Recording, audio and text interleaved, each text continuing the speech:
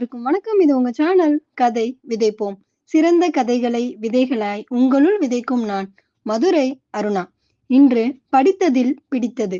4 வயதில் உன் சாதனை என்பது உன் கட்டிலில் நீ சிறுநீர் கழிக்காமல் இருக்க பழகிக் கொள்வதாகும். 8 வயதில் உன் சாதனை என்பது வீட்டிற்கு வந்து சேரும் வழியை நீ தெரிந்து கொள்வதாகும். 12 வயதில் உன் சாதனை என்பது உனக்கென சில நண்பர்களை நீ சம்பாதித்து வைப்பதாகும். 18 வயதில் உன் சாதனை என்பது ஓட்டுநர் உரிமம் கிடைப்பதாகும். 23 வயதில் உன் சாதனை என்பது பல்கலைக்கழகத்தில் நீ பட்டம் பெறுவதாகும். 25 வயதில் உன் சாதனை என்பது உனக்கு ஒரு வேலை கிடைப்பதாகும். 30 வயதில் உன் சாதனை என்பது ஒரு குடும்ப தலைவனாக நீ இருப்பதாகும்.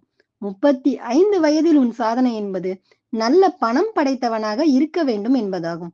45 வயதில் உன் சாதனை என்பது உன் இளமையை நீ தக்க வைத்துக் கொள்வதாகும். 50 வயதில் உன் சாதனை என்பது உன் குழந்தைகளை நல்ல முறையில் வளர்த்து கரை சேர்ப்பதாகும். 55 வயதில் உன் சாதனை என்பது குடும்ப கடமைகளை நல்ல முறையில் செய்து முடிப்பதாகும். 60 வயதில் உன் சாதனை என்பது உன் ஓட்டுநர் உரிமத்தை மீண்டும் தக்க வைத்துக் கொள்வதாகும். 65 வயதில் உன் சாதனை என்பது நோயின்றி வாழ்வதாகும். 70 வயதில் உன் சாதனை என்பது மற்றவர்களுக்கு நீ பாரமாக இருக்காமல் இருப்பதாகும். 75 வயதில் உன் சாதனை என்பது உனக்கு இன்னும் நண்பர்கள் இருப்பதாகும். 80 வயதில் உன் சாதனை என்பது மீண்டும் வீட்டிற்கு வந்து சேரும் வழியை நீ மறக்காமல் இருப்பதாகும்.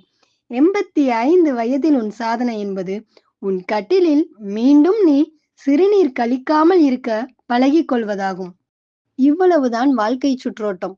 அதலால் கடவுள் நம்பிக்கை இருந்தால் அவனுக்கு விசுவாசமாக நடந்து கொள்ளுங்கள். மறு உலக நம்பிக்கை இருந்தால் அதில் கூடுதல் கவனம் செலுத்துங்கள். மிகவும் அருமையான பதிவு அல்லவா? மீண்டும் சந்திப்போம் வேறொரு பதிவில். நன்றி.